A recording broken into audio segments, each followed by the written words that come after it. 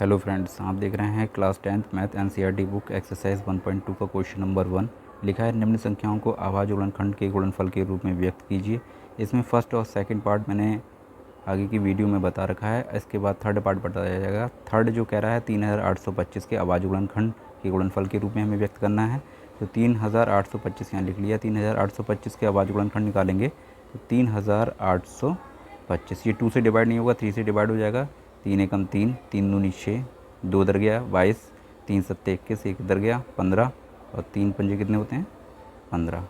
फिर देखेंगे 3 से कैंसिल हो रहा है, 3 चौक 12 और 3 दूनी 6, 1 इधर गया 3 पंजे 15। अब 5 से कैंसिल हो जाएगा, 5 अट्ठे 40 होते हैं और पचम 5 अट्ठे 40 पचम 25। फिर 5 से कैंसिल हो जाएगा, 5 एकम 5, इसमें से बचा 3, 5 सत्ते 35। अभी 17 से कैंसिल हो जाएगा। तो यहाँ पर 17 एकम 17 यहाँ पे लिखा है कि अभाज्य गुणनखंडों के गुणनफल के रूप में व्यक्त की। तो जो अभाज्य गुणनखंड हमें प्राप्त हुए हैं इसको हम गुणनफल के रूप में लिख देंगे। 3 कितनी बार आया 2 बार, 5 कितनी बार आया 2 बार और 7 कितनी बार आया 1 बार। इस प्रकार से 3825 के अभाज्य गुणनखंड गुणनफल के रूप में प्राप्त हो गए। ये हो गया आंसर। इसके बाद फोर्थ वाला पार्ट है, थर्ड वाला हो गया, फोर्थ करेंगे। फोर्थ में कह रहा है कि 5005 कि हमें निकालना है अभाज्य गुणनखंड। तो 5005 के अभाज्य गुणनखंड, अभाज्य गुणनखंड इक्वल टू, तो 5005 के निकालेंगे अभाज्य गुणनखंड। ठीक है, तो ये किससे कैंसिल हो जाएगा, 5 से डिवाइड हो रहा है। 5 एकम 5 00, 5 एकम 5। अब किससे कैंसिल हो जाएगा, 100 आया तो ये कैंसिल होगा 11 से।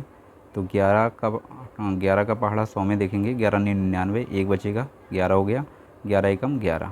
ठीक है, 91 हो गया। किससे कैंसिल हो जाएगा, 7 से। 7 एकम 7, 2 बचा, 21 7 21, 13 एकम 13।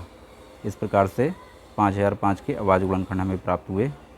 5, उससे बड़ा नंबर 7, उससे बड़ा नंबर 11, उससे बड़ा नंबर 13। ठीक है, अब इसके बाद फिफ्थ वाला रह गया एक इसमें करवाने के लिए। फिफ्थ में क्या कह रहा है कि 7429। तो 7429 के अभाज्य गुणनखंड निकालेंगे फिफ्थ वाले पार्ट में। 7429, तो 7429 के अभाज्य गुणनखंड, अभाज्य गुणनखंड। ठीक है, तो 7429 किस नंबर से कैंसिल हो जाएगा वह देखेंगे। तो 7429 सबसे पहले देखेंगे 2 से नहीं होगा क्योंकि 9 कैंसिल नहीं होगा। 3 से, 3 दूनी 6, 14, 3 चौक 12, 2 बचेगा 22, 3 सत्ते 21, 19। 3 से कैंसिल नहीं हो रहा है तो ये कैंसिल होगा 17 से जाके। तो 17 से कैंसिल होगा, 17 चौका 68, 17 चौका 68। 74 में से 68 जाएगा तो कितना बचेगा 6, 62 हो गया।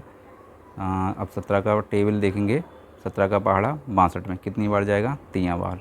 17 3 51, कितना बचेगा यहाँ पर, 62 में से 51 जाएगा तो बचेगा यहाँ पर 11, 119 हो गया।